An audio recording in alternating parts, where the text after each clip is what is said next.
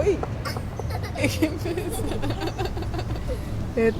Tere, istume Pelgulinnas. Siin on minu esimene Tallinna kodu ja see maja on ise Tallinna maja, 12 korterit, pooled on väiksed, pooled on suured on 37 ruutu, väiksed 32. Ja siin ma elasin, kui tuli see väga suur muutus Tallinna majades, no nimelt siis, kui oli vaja siis korteriühistuid tekitama hästi kiiresti.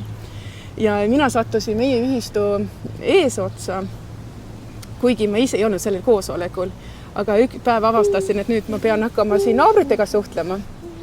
Ja mul oli väga hea meel, sest ma olen nagu üsna uudishimulik inimene, et mul oli väga hea põhjus koputada kõikidele ustele, öelda inimestele tere ja hakata siis seletama, millega tegu. Noh, ma olen ise õppinud sotsioloogiat ja mind ju muidugi huvitab see suur pilt, aga siin on selline väike ühiskonnamudel. Meil on nii huvitav selline sootsium siin, et pooled on noored, see on nende esimene kodu ja pooled on vanad. See on nii-öelda siis, no ma ütleks nii, et see on nagu nii-öelda viimane kodu ka, eks ju.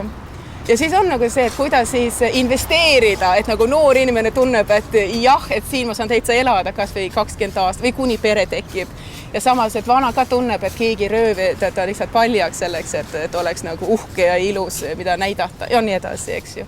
Ja muidugi on siis nagu, et osa on siis eestikeelsed, osa on siis vene või muukeelsed, meie siis isegi rootsikeelsed.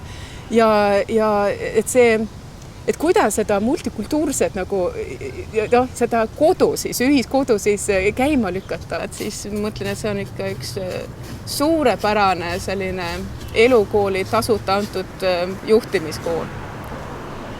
Kunst.